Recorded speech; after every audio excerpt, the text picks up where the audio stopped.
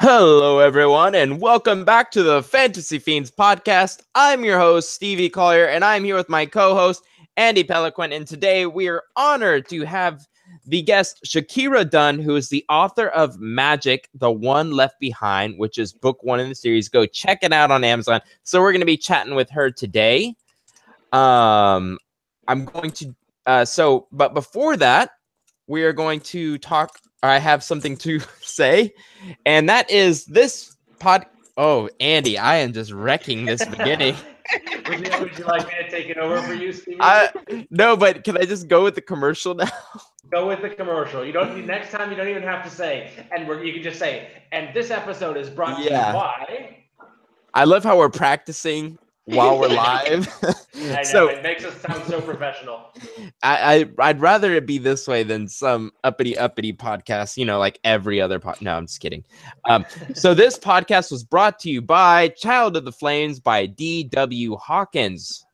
The Red Swords came with the sunrise and took everything with Shauna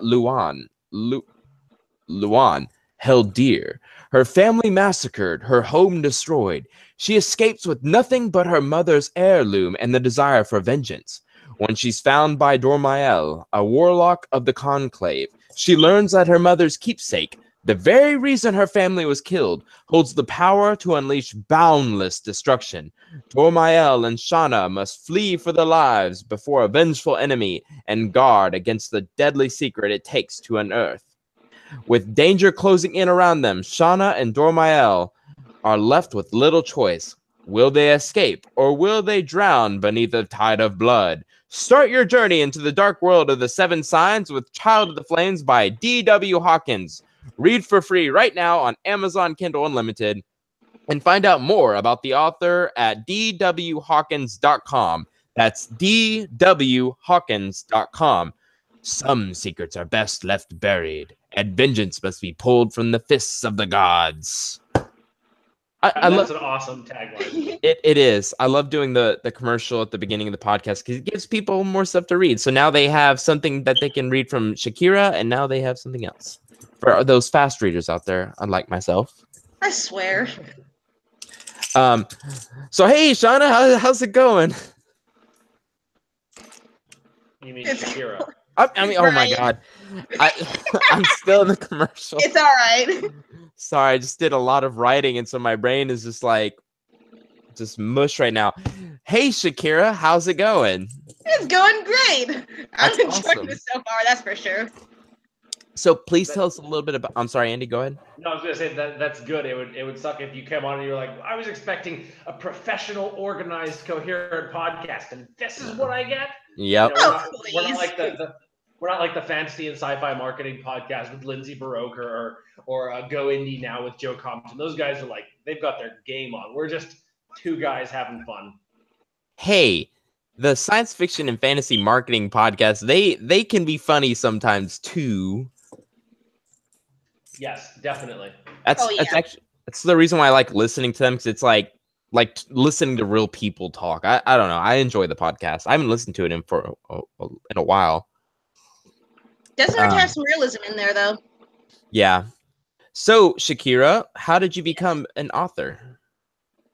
I've pretty much always wanted to be a writer since I was maybe 14 years old. I was really interested in video games and anime. Then I thought, hey, maybe I can try writing more stories.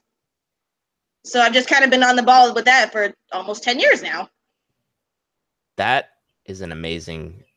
I mean, I also like anime, and I actually got this email one time that said, do you watch anime? And I said, yeah, I actually do. He's like, I actually see a lot of influence of anime in your book. So I was like, that's one of the best compliments I've ever gotten.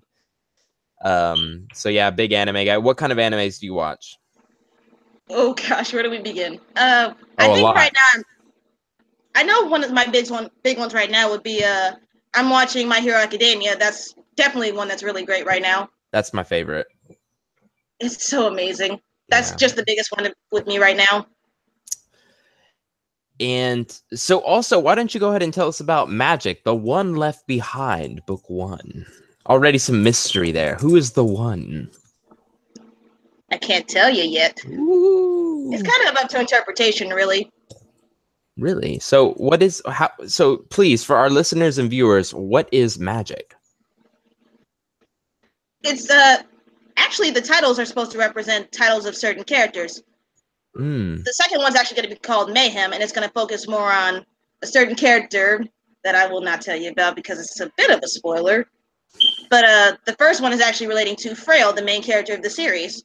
He actually learns how to wield magic within the book. So that's more of his title along the lines of it. Words. Tripping on my words. No, you're good. You're good. And today we're going to be talking about, and this is a really interesting topic, one that I have a lot to say, but I'm going to let other people talk in this podcast too. Don't worry. And that is the theme of writers writing parts of their lives and parts of themselves into the novels they're writing. It's like a mouthful right there. Yeah. I think everybody does that. Yeah, it's an interesting thing to see, especially when you know someone, when you know the author, which among the indie author community is much more common than, knowing people like Brandon Sanderson or Scott Lynch. But when you get to know the author and then you read their work, you see those bits and pieces of them in their writing. And it's not always very apparent, some characters will have certain elements. Some maybe will just have one minor detail that person, your friend, family member, whatever, do or say that one way of talking. But you see that. You get to know the author a little bit better through their characters. It's a really interesting thing to sort of look at the stories and say, now, what does this author believe? What is his story telling me or her story telling me about them and their beliefs and their thoughts and their feelings? It's a really interesting experiment, a thought experiment, if nothing else. For me, Brandon Sanderson, just like his writing just screams stuff about him sometimes. Like the way he makes cuss words up. Anytime they use one of those crazy cuss words, I'm like, oh yeah, that's because he can't cuss because he's Mormon. Or, it's not I'm not saying it's a problem. It's just for some reason, Brandon Sanderson really comes through in his writing, like him as this really religious person. I don't know. That's what I got from his writing. I know, and Andy, you can tell me if I'm wrong, but I feel like newer authors and beginner writers write more of themselves into their books than more advanced and novice writers. I think mainly because we don't, when we just start out as authors, we're just getting to understand what it means to bring a fictional character to life. So there's this need to infuse what we know into them. So maybe even if we're writing characters of the opposite sex or characters that are completely unfamiliar to who we are, we end up putting bits of ourselves into them because that's what we know. But then as we develop, one character and then another character and then another story complete in another world, we get a little bit more experience doing that. And then it's easier to say, okay, this character they have very little in common with me, but because I understand how to put myself in the character's mindset or their way of thinking or their way of speaking, then you can be that character. You can, pretend to be that character while you're writing. And then it's easier to separate those parts of yourself. Definitely. And I mean, I know that Esh, my protagonist in the first book I ever wrote, is the beginning Esh is based a lot on me or certain traits of me to a very strong degree. And then since it was a longer book, which in my opinion gave me more practice, he started becoming his own person. And then just by book 2, he was completely different than me. I mean, we share hardly anything. And now that I just finished my 4th novel, I'm able to create characters that I'm able to characters right from the start are completely different than myself. And now I'm just pulling from experiences, which I'm sure we're going to talk about in this podcast. Yeah, for sure. Shakyra, do you have any examples of some of your characters that are little bits and pieces of you? That's actually something I've always kind of done, is just put a piece of myself into a character, just like one little bitty trait. Like, oh gosh, with Frail, I think he's got all of my negative traits because he starts off really whiny and, oh gosh, I just want to punch him sometimes. Whereas my new character, Leilana, in the different novel, she's very knowledgeable. She's determined to do better for herself. That's pretty much how I've been. Yeah. That's cool. You know, for the Ragged Heroes anthology, I actually did an interview with all of the authors and asked them, okay, what are some of the things about yourself that you put into your stories? And so, you know, everybody had the different answer. They said, you know, what of the hero's traits do you identify with? Do you see in yourself? And one of them, for example, he says, I don't know the meaning of giving up. Get knocked down 7 times, get up 8. This is how this author's real life was infused into this story. And so, you know, when you read these characters, it's like, okay, this brand new character, but then there are always little bits and pieces about the author that you can't see. For as an example, the hunter. I am not a demon. I'm not an assassin. You know, none of those things. None of that is about me. But the things that I do have in common with the hunter is that I feel like an outcast, an outsider. So when I wrote this character's story, that was the thing that really stood out to me. Some of the scenes in Darkblade Assassin are the hunter sitting in a bar feeling like an outsider, in a palace feeling like an outsider, in an alleyway, and everywhere he goes he feels like he doesn't belong. And that's something that I didn't consciously do, but when I read back over it and thought about my life, the way I feel in many different contexts, I recognized that that was that part of me that I put inside this character that made him come alive to me and easier to understand in that way. So, Andy, I know we've talked about this before, but I used to really be deep into martial arts for 9 years, and so luckily I knew a lot about, you know, hand-to-hand combat, so I put that into my books, and I think that's part of me putting my experiences into my books. And we've met a lot of people on this podcast, like we had that paramedic who was able to write about his experiences in his books and actually use his knowledge. That was really interesting. But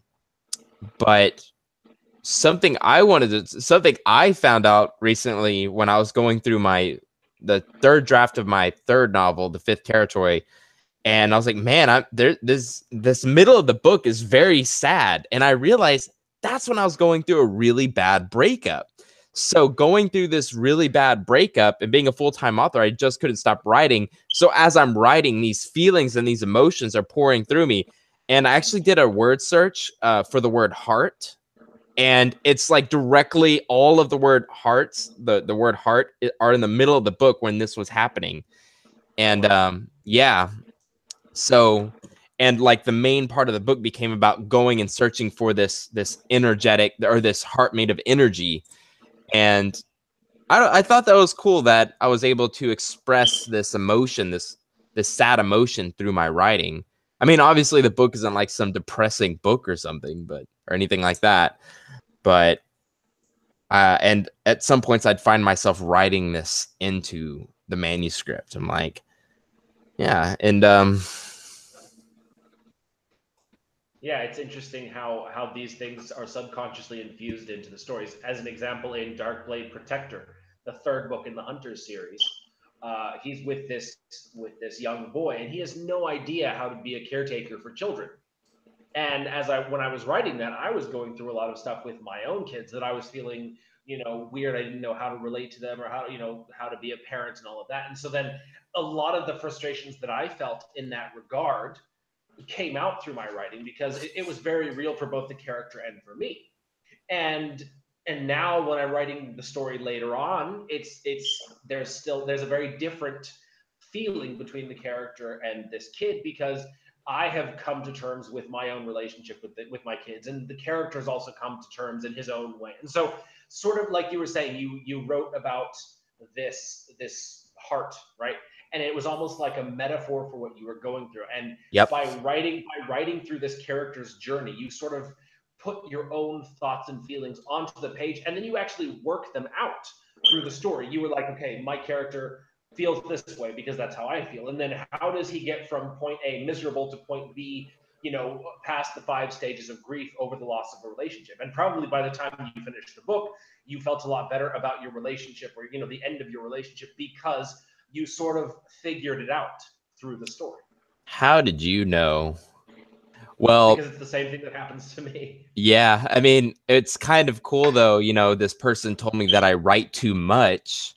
And to really finish the book, this big epic novel, it's like, boom, in your face, you know, I do this for a living. And it's like really, it was like shutting one of the doors on that part of my life. And it felt good. Like you said, it felt good. It felt like and I'm also very appreciative that I have an outlet for these feelings and that I'm not afraid to express it through my writing. Plus, it just makes for really good writing.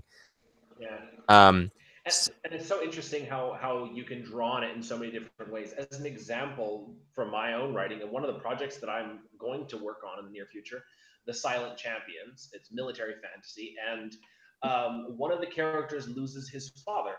He's in the middle, he's off doing military maneuvers and, away from home. Everyone in the world believes he's dead, and then he finds out that his father died. And so there's going to be a scene there when he's standing over his father's grave and basically regretting that this guy who should have been so important to him in his life, he didn't know him at all. Or he only saw a very small part of him, or he had no relationship with him. And I'm looking forward to that scene because that is how I feel about my oldest brother who died when I was 13.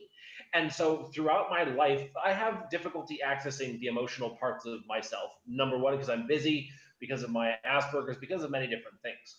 So I feel like when I sit down to write this scene, a lot of that will come out. It will help me to work through the way I feel about it.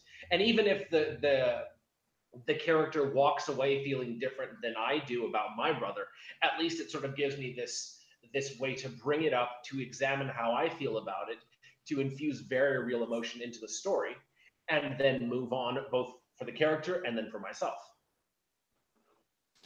Shakyra, have you experienced any of this in your writing? Was this theme your idea?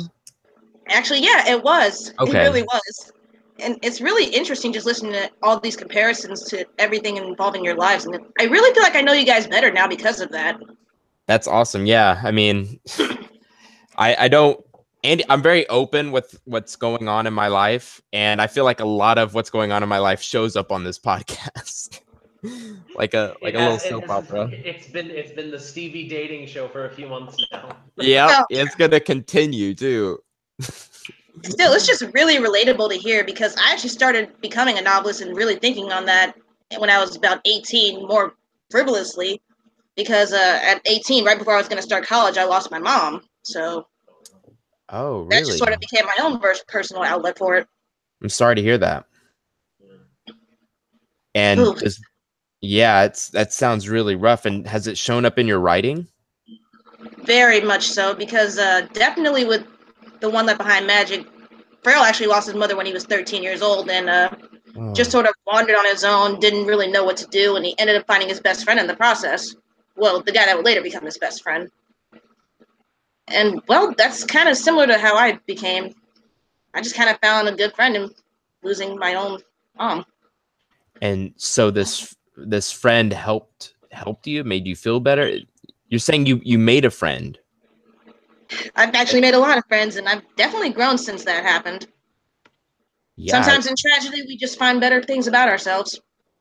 Yeah, it reveals a lot about who you are. Sort of, it kind of strips away the masks and the self-image that you have of yourself, where you project to others, and then you kind of just drill down to who you are, and then you walk away sort of stronger and better for it. Once you get through all the crap that goes with it, of course.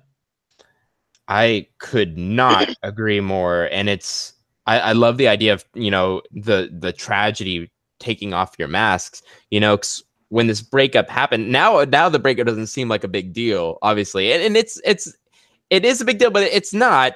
But it definitely shattered some masks. And I had to ask myself, what does Stevie Collier want to do with the rest of his life? You're living by this person who said, you have to do these things for me to feel more comfortable with you. So I had to have a 9-to-5 job, or else she would have left. And that was the threat, right? Or it was the unspoken threat. And I felt it. And when this person left, I started reading so many more personal development books and realized, wow, I had a lot to work on. And I will be it totally came through my writing. A lot of what I was learning, and my characters developed as well. once I started reading these more, you know, philosophical books, psychology books.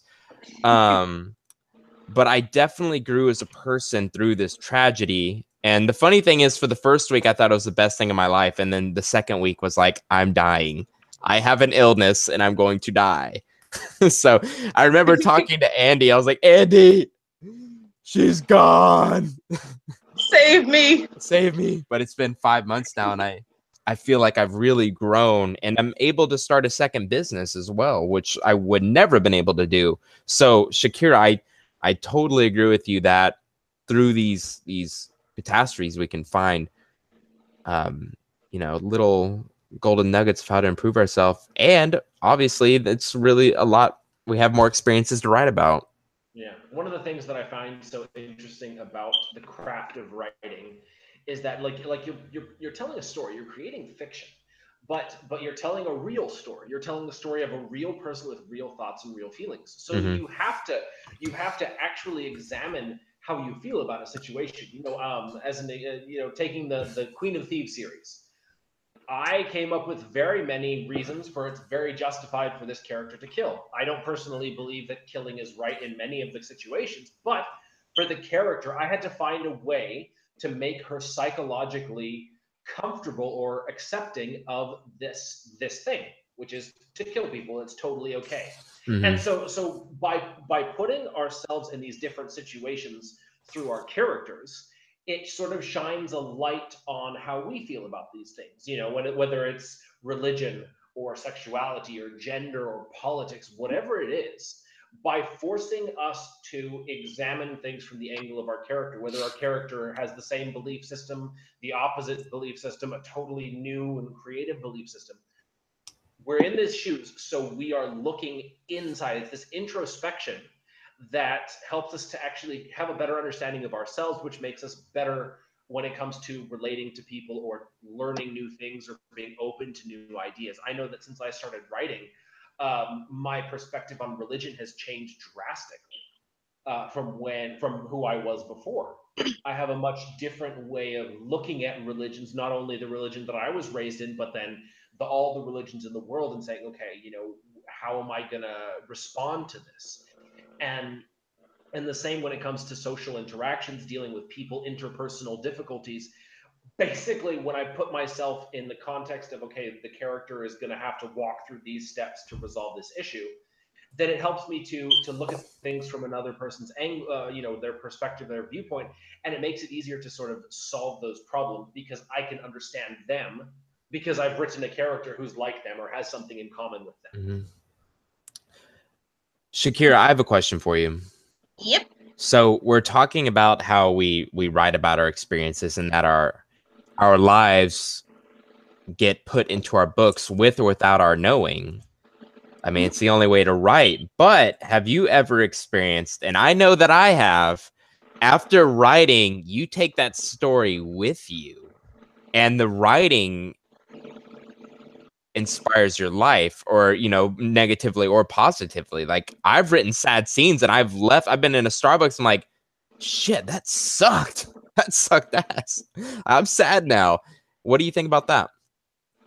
Actually, yeah, the novel I just finished writing, The Final Lesson, I ended up splitting that in two. But yeah, that story definitely held a lot of weight with me because it showed me what I thought I knew, and then I suddenly just felt like I didn't know myself for a period of time while I was writing it because I was so stressed all the time, and I suffer from anxiety, so it naturally just kind of draws a lot out of me. And just by the time I actually finally finished it, I felt like I actually knew myself a little bit more. Does that make sense? Yeah, no. Yeah. Totally. It's like go ahead, keeping Andy. a diary. It's like keeping a diary. Wow, essentially, yeah. you know, you're keeping a diary because you're getting this character from point A to point B, but they have to experience something new every day. You know, maybe one day it's someone they trusted betrays them. That's happened to all of us. The next day it's they're in danger and they can't save someone that they love. That's happened to all of us. So like through each of these experiences that our characters have, we sort of walk through a different day in our lives, and each day shapes our writing just as much as our writing shapes, you know, the plot line does. Because maybe one day I sit down to write and say, okay, I want to make this character fight the bad guy, kill the bad guy like this. But how he or she kills the bad guy will be totally different according to what I'm going through that day. The emotions they'll feel as they're fighting or as they're losing or winning or whatever, the whole process is going to change from day to day because of what I'm thinking, what I'm feeling, what I've experienced, everything through every single day. So it's such a fascinating thing to realize that our creativity is so structured by what we're experiencing every single day of our lives, and every day is going to be different. You know, you could write the same chapter today and tomorrow, and they'll be very different. Holy crap. That last sentence you just said is so freaking true. like for real. It's funny. And I'm always afraid that, man, this chapter is so different from, yesterday's work that I'm going to totally see it, whenever I go through my second draft. And lucky for me though, it usually blends quite nicely. Like it's like these little cliffs, it's like and they just mend quite well for me at least. But I'm always afraid, like, oh, when I read through this again, I'm gonna see that part where I had that really bad day, and it's gonna be completely different from that day I had a really good day. But it's your writing kind of gets bleaker and more sadistic on those bad days. It does, and I've even seen like more cuss words come into certain parts than other parts. Like I curse more in the dialogue during some days than other days. And better than me. I just write angry scenes. I don't actually curse in them. Really? Well, I mean, so you're like Brandon Sanderson. You could come up with your own curse words. Which is actually funny with that sense, because I curse a lot. But it doesn't come in your writing. It doesn't. That's what's the weird thing. What I curse like a sailor, and yet it's not in my writing. That's so interesting. And that's weird because my writing has more cursing in it than I do. Wow. I'm learning. So I'm a new author, but so it's kind of weird going full-time author as a new author because you're not really sure. So I'm a beginner for sure, but I've written more books than a lot of other authors who have been doing it longer because they have jobs. So me, very much me. That's you. So you have a job right now. For now. Yeah. I'm kind of on leave. Well, focus on becoming an independent author, and by that I mean do what you're doing. Study the marketing podcast and write a lot, as much as you can, and don't forget to enjoy the process. That's my thing. Andy knows this. Like, Andy's written some really tough scenes. Like, there's this rape scene that I'm actually afraid to read his books. That's like, in my opinion, that's the worst thing ever. And I'm actually afraid to read his first book. Or is it the second one? It's the first book in the Night Guild series. Yeah, and that... And I have that. I have anxiety to read the books. That's rough stuff. And I know Andy's never been raped before. So I know, well...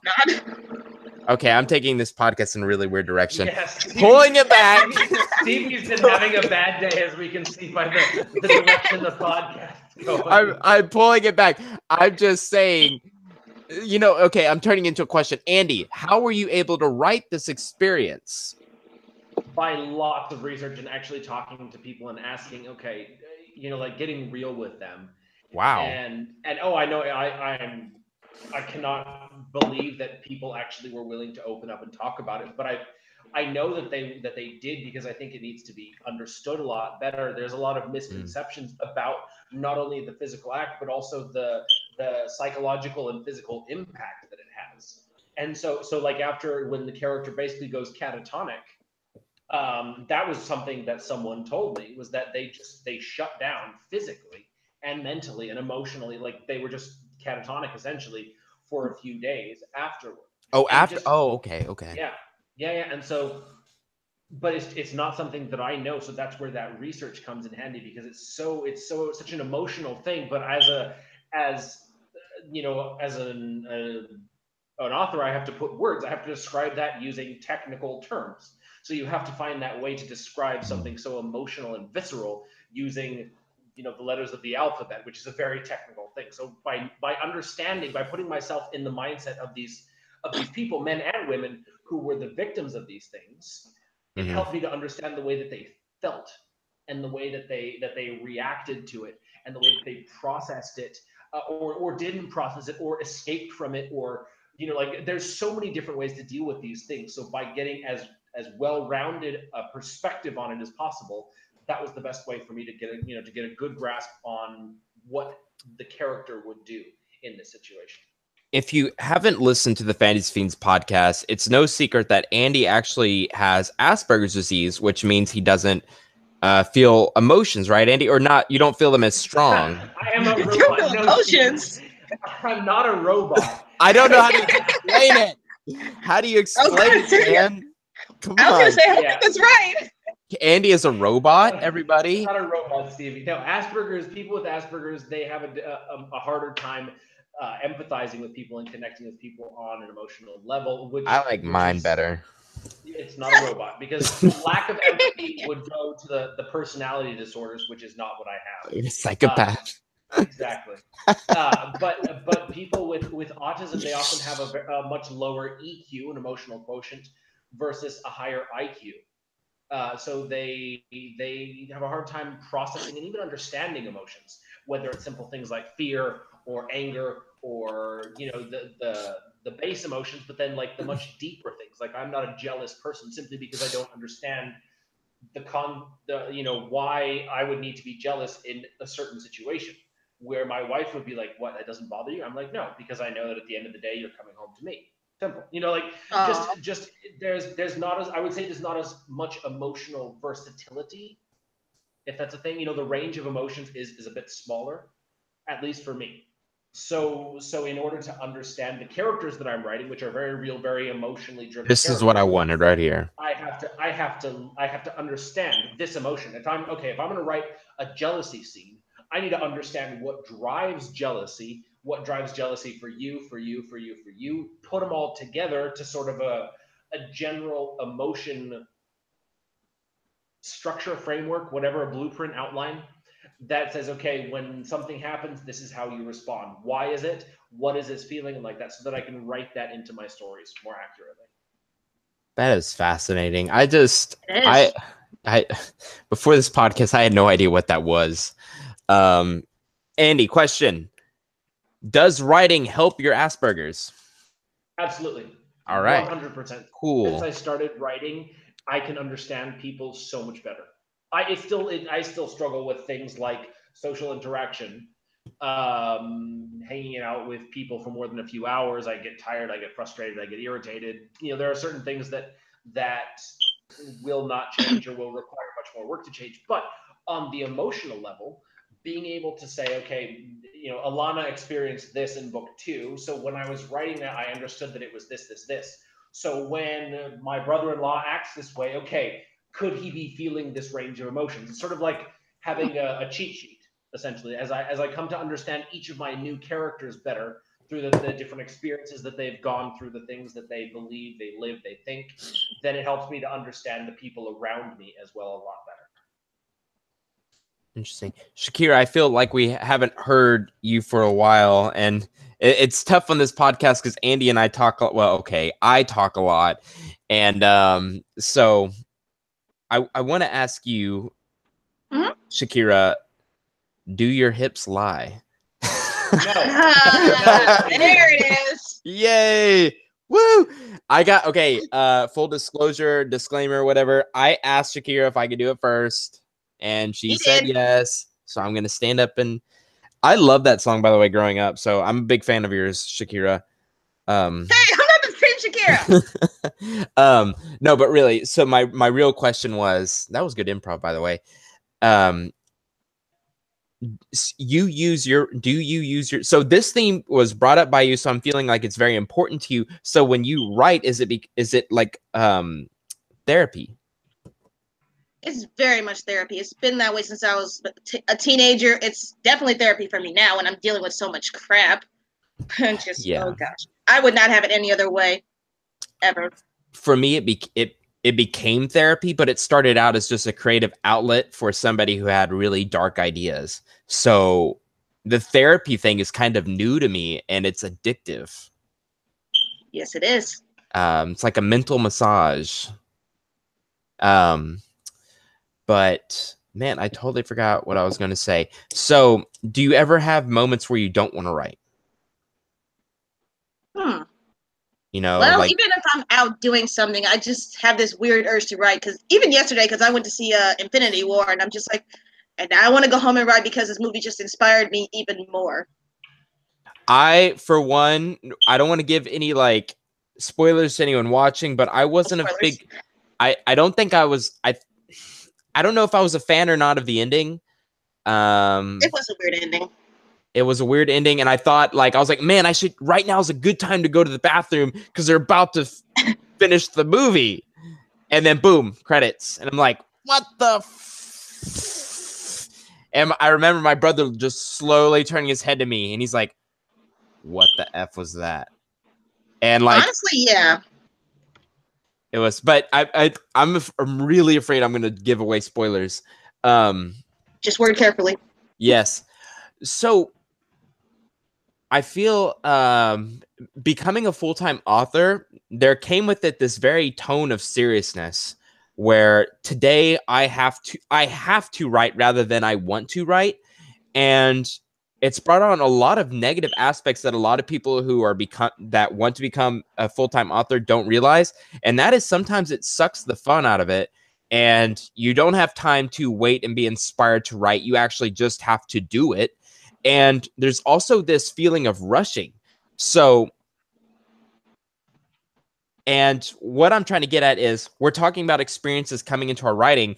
Well, I'm young. Andy's young. You're young, Shakyra. I feel an author is like a fine wine. It gets better with age because you get more experience. You become a little bit wiser. From people like me, personally, I feel that I have to be more imaginative of how certain situations would go because I haven't experienced them yet. And now, thanks to Orson Scott Card's How to Write Science Fiction and Fantasy, I'm super observant of my surroundings. So every day is actually more special because I'm more consciously aware because I want those things to bleed into my writing.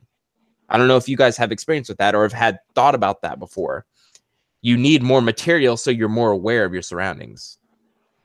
Andy, I feel like you've done that. What's up? I said I've had some instances of it. Yeah. Shakyra, I feel like you are just, since you went through that experience, that you are,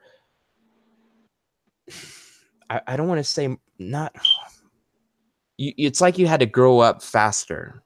And I've heard that happen before. I've heard it because my dad lost his dad at 11. So my dad had to become the man of the house at a very young age.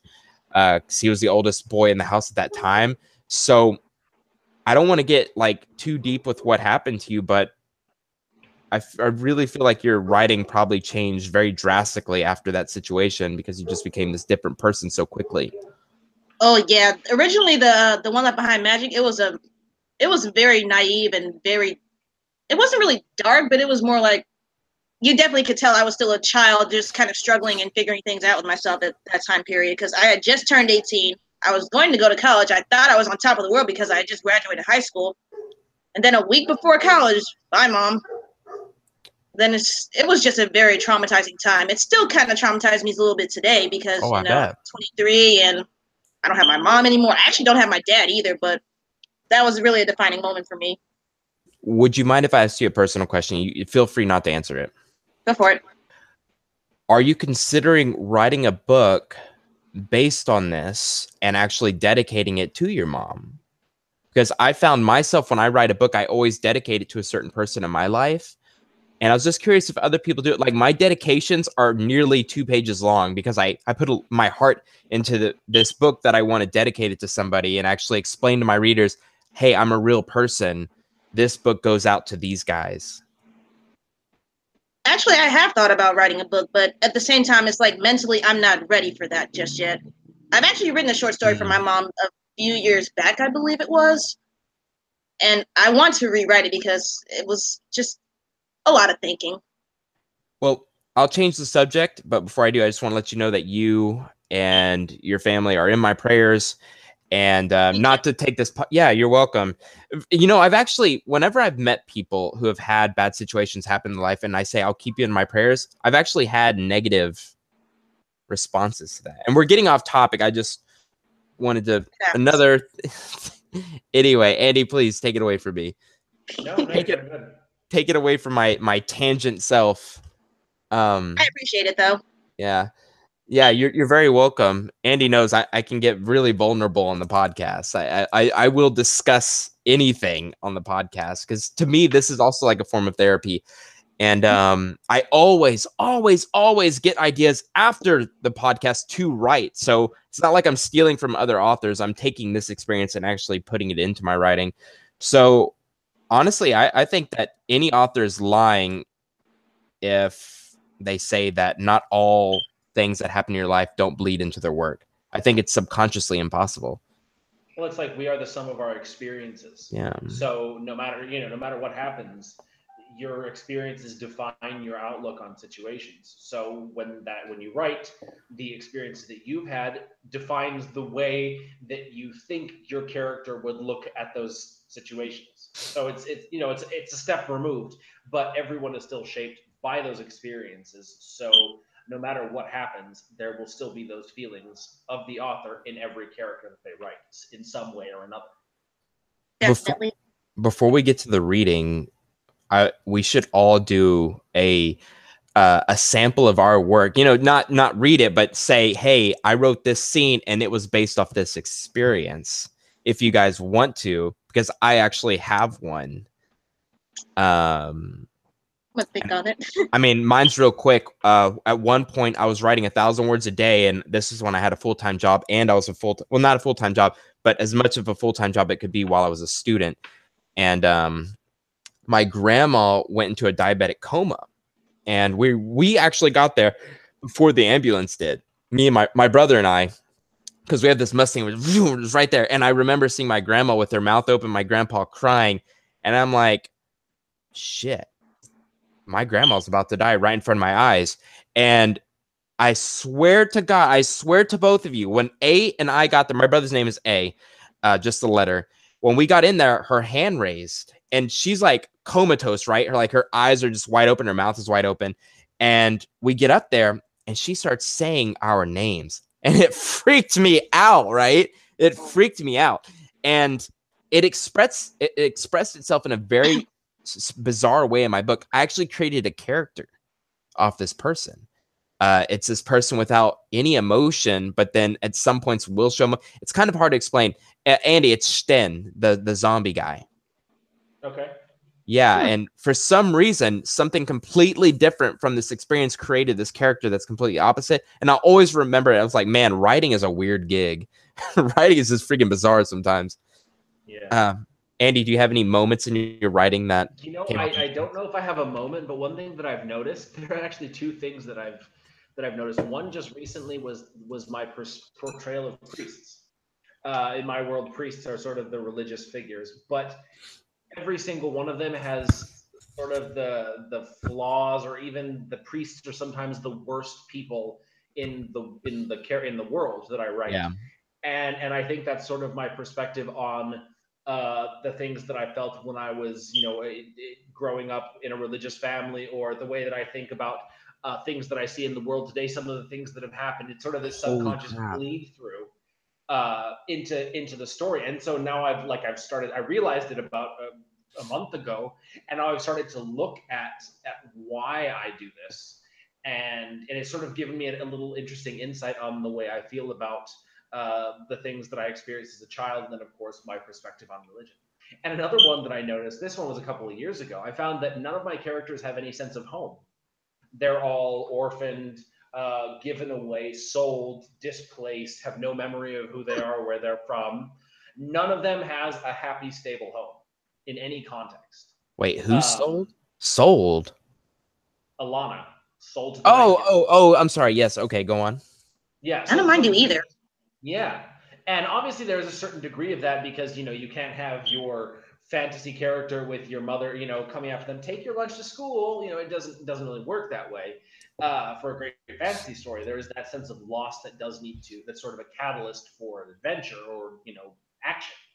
But it's not like there was a happy home life and then it changed. It's always like there's never really a happy home life there. And it comes from the fact that I was born in a country where I'm not from. I've never lived in my own home country. I moved around a lot as a child and even as an adult. So I have no real sense of home in any one place besides the people. And that's something else that has come through my writing, is that people are what make the home. No matter where you are in the world, that connection between the assassin and the kid, or the woman, her kid, or whatever it is, that is what makes home, regardless of location. You can be in any city across the world, but as long as you're with people, you have a home. And that's something that I subconsciously implanted in my books. Something that just came up to my mind, and that is that, so in the Dark Blade series, which is now under a new name, you have this cult of the guys, remember, and they have to like take out the iron, make it so he can touch iron. I don't want to give any spoilers away. You have that, and then Alana is part of this thieving guild, right? Do you think that could be inspired because you were brought up in a cult? Maybe. Well, the guild structure was an organizational thing, and that's a pretty classic thing for any sort of criminal enterprise. True. The priests are not as much a cult as a subsection of the thing. Like a cult is essentially an offshoot that has radical, often aberrant belief systems, from very deviant from the norm. And so there are cults. For example, in Trader's Fate, there is a cult that believes that killing people is the best way to prevent disease, and so they go around killing people. Or there's another cult in the upcoming murder mystery that's a death cult. They believe that worshiping the god of death is going to restore whatever to the world. I'm not going to spoil anything because it's a great story. But that's a cult, not as opposed to sort of a sub-religion or a subgroup within a religious context or an organization. It's not quite the same thing. Interesting. And Shakyra? Yes? Do you have an experience in mind before we get to your reading? Oh, I was so intrigued that I completely forgot. I do the same thing where I just get lost and I just lose my train of thought. If you actually, I do have something similar. It actually kind of does draw back to basically how I reacted after my mom died in my book, The Final Lesson. Well, it's not too much of a spoiler. My main character, Leilana, she has a very estranged relationship with her deceased older brother. And she ends up at one point finding the urn that holds his ashes. And the urn breaks. And his ashes kind of just scattered to the wind. And she just completely shuts down after that. Wow. Yeah, that's really well. Thank you for sharing that, by the way. And thank you for sharing everything, actually. It's this podcast, I could just go on for another couple hours, I swear, because I think about this topic a lot. And sometimes I laugh and sometimes I'm like, wow, I didn't know that emotion was somewhere, hidden in me. And now it's out there in my books and no one will ever know. So Andy, do I have time to go into the reading? Yes, I want to say yes. If we start now. Yes, definitely. Okay, so Shakyra, the way we do it is you pick characters for us, or I could be the narrator, Andy could be the narrator, you could be the narrator. It's all up to you. You're the director of this show. Ooh, let me go open the file. The file. Let me look for the... So many emails, so little time. Today's Japanese word of the day is writing, which is boon or mon.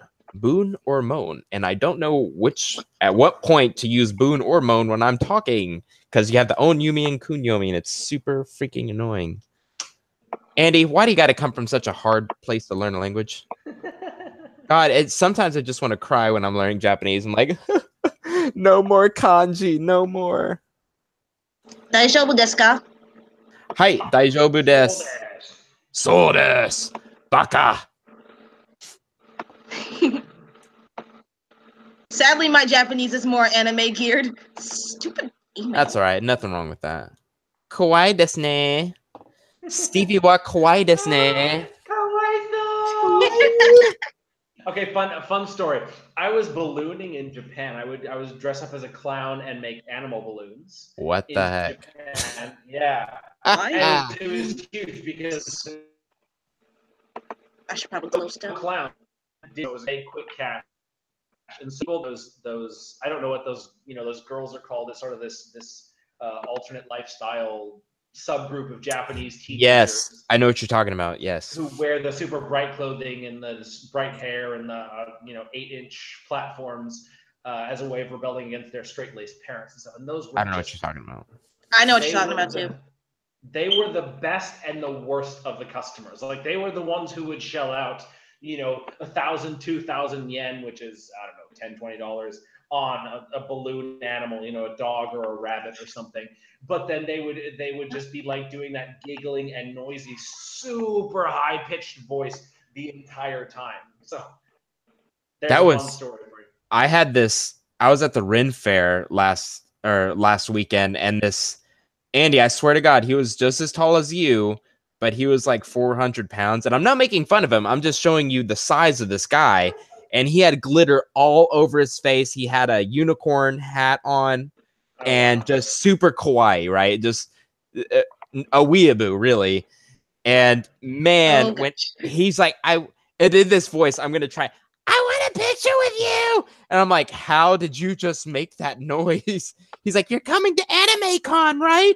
I'm like, what's Anime Con or A-Con?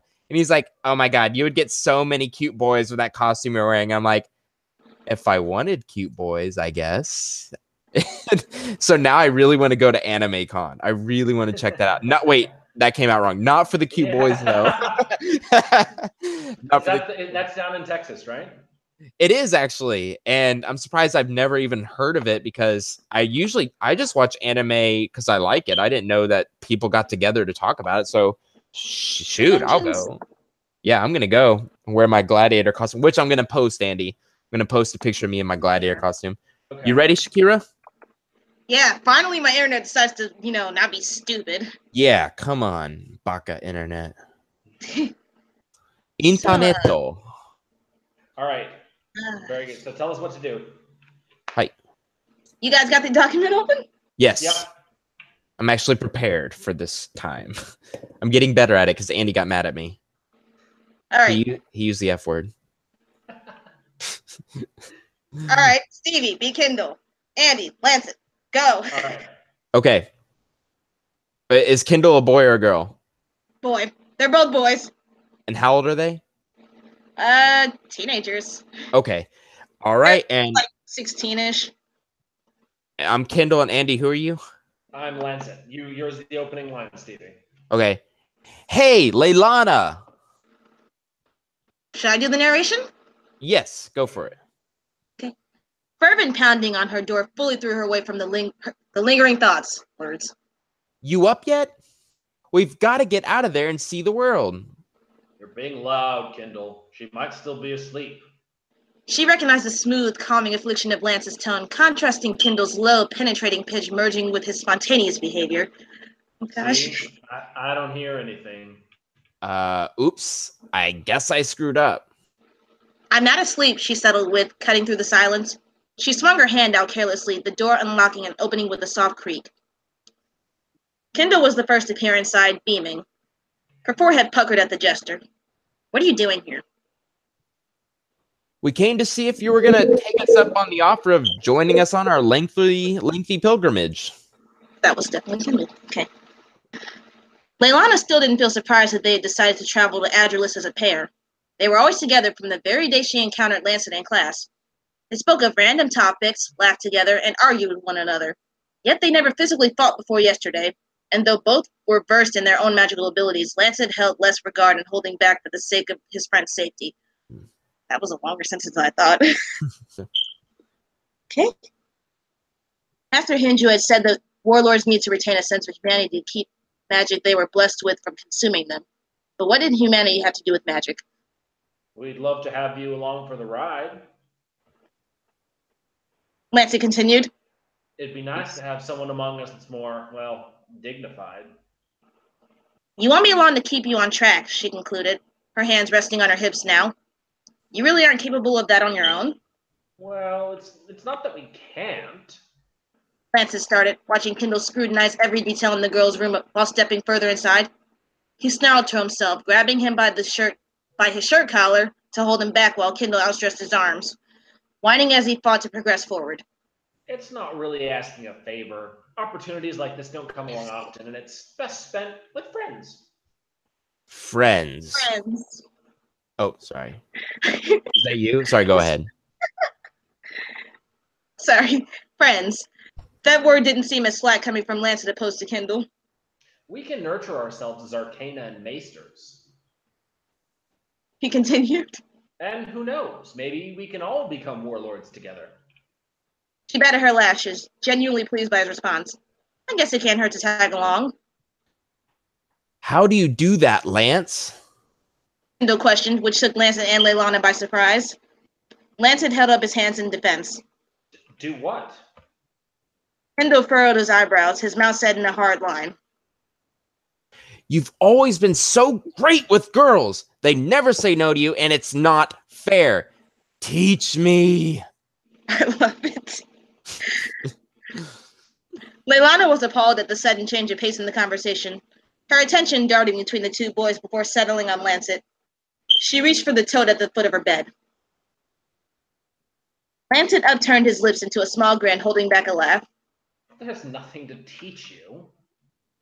He held up his index finger, stating, In this case, you either have it or you don't. What more can I say? Is that Leilana? No. Oh, it's me? Yes. Apologies. What is this it you always speak of? Leilana's mouth curved into a wide smile and she found herself laughing. The action nearly shocked Lancet and Kendall, but they themselves began to grin as well.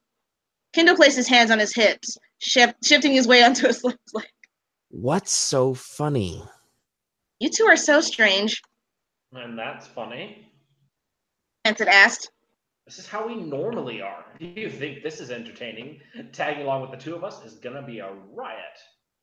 You know, if we're gonna get a move on, I want to do it before the crowd rolls in. Kendall stated. The future is bright, there's a cool winter breeze, and it's a brand new day. He grabbed both of his companions by the arm, leading them out into the hall. Ladies and gentlemen, today we begin anew and take our first steps forward to becoming dignified warlords. He extended a finger to the ceiling. Feeling? Okay. Voicing to no one in particular. Today, we are blessed by the mages of the Arcana, Maesters of Salvation. Not yet, Kendall. Lancet pointed out. We're in the prime of our youth, barely adults. Details, excuses. Leilana shook her head. These two certainly were energetic despite it being so early. Their bouts of optimism were making a mark already. A few of the students down the hall from her room were up and throwing things at them, shouting slurs of swear words and wishes of failure. But the two boys didn't seem to have a care in the world. Words of discouragement weren't uncommon for jealous onlookers, and a lack of well-wishing was the thing of the past. She clutched her grimoire in her arms, eyes to the floor. Sure, it was nice to be among optimism, but that didn't make it any less embarrassing. I want to be a girl. Leilana! A familiar high-pitched voice rang out. She glanced back in time to notice Emiria racing up. In her hand, she carried a navy blue tote, likely holding a change of attire, clothed in a knee-length dress of the same color. Her violet hair was tied back into a bun with a white bow, not a single strand out of place. Good morning, Mimi. Kendall beamed, holding up a hand in lieu of a wave. You made it. Oh, fuck. Leilana gave Kendall a passing glance. Did he know that she would be arriving? Funny, she hadn't been here when they first arrived to convince her. Maybe she slept in? Oh, good morning, Emiria, she began, raising an eyebrow. What's... I wish to travel with you. Emiria exclaimed, her face retaining a rosy shade afflicted due to her pitch. Leilana blinked, surprised by the sudden proclamation. I'm sorry, that was so out of the blue. It's probably hard for me to get a response. I tend to get kind of antsy about situations like this. Like, that's not obvious. Amelia scratched her right cheek with her index finger while her mind worked in overdrive to gather her thoughts. What I mean is, I felt inspired watching you in class. Getting to see how persistent you are and getting the opportunity to duel you yesterday was so surreal. It would be an honor to stand at your side and help you to become a warlord. I hope that I am worthy of the same. Someone believed in her. She stood out in the eyes of a single person, someone that was more skilled and unique with magic than she herself was. That was rare, she had to admit. You do realize Leilana is going with us, right? Rancid asked Amelia, causing the younger girl to jump. The two of you would have ended up on the same team regardless. Her lips parted before she covered her burning face with her toad, whimpering. Then I made that speech and prepared all night for this moment for nothing. Hey now, Leilana began, stifling a laugh as she pulled the toad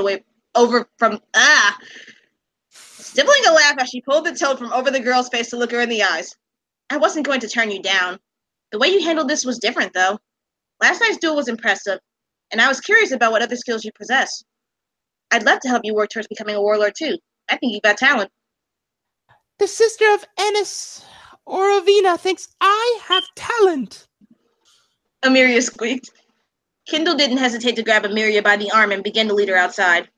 How unbelievable! And here I believe that I was destined to break everything with this voice. It's so... What was that about? Leilana whispered to Lancet. No idea. I'd say take it as a compliment. Point taken. I did not expect that high-pitched voice person to be throughout the whole rest of the document. I did keep up with it. I actually forgot I said that much. No big deal. I hope I didn't annoy everybody's eardrums. I could totally tell you watch anime, by the way. Really? Yes. You should definitely try and be a writer for an anime show as well. Food for thought. Someday. Food for thought. But it is getting late, and we do have to end this podcast. So, Shakyra, why don't you tell us where people can find you? Well, I'm most active on my Facebook called Seer of Words. That's my author page. Twitter is Shakyra Dunn. I am bad at remembering names. Awesome. No Those problem. are my two most active. And you can also find her on Amazon by doing a search for Shakyra Dunn. That's Shakyra with a Y. You can also find her, no problem. You can find her with by searching Magic, which is The One Left Behind, Book 1, as well as First Words, Final Lesson. Andy, any final thoughts? Are we good to go? Yeah, we've got Angie Grigalunas. I'm hoping I got her name right. I've talked to her a million times, and I still think I mangle her name. We've got her coming up on Tuesday. We've got a special episode on Tuesday instead of Friday next week because Stevie is leaving us to go on an expedition to Antarctica. So we will be having to shift things around, but it's going to be a really cool topic, talking about weird family dynamic. Sounds good. I'm excited for that topic as well. Shakyra, thank you so much for being on the air and not killing me for making that Shakyra joke. Thank you. I was really excited about this. Yeah, it was surprisingly not scared. Awesome. Yeah, you did a great job. Well, this is it for the Fantasy Fiends podcast. Remember that we love you always. Please hit that subscribe button if you like this video. Also, hit that like button. That helps us out tremendously. If you're listening, please consider leaving us a review on iTunes. That also helps us out so very much. Again, we hope you have a great night. This is Stevie Collier with Andy Peliquin and Shakyra Dunn wishing you a great night. See you next time. Toodles. Bye.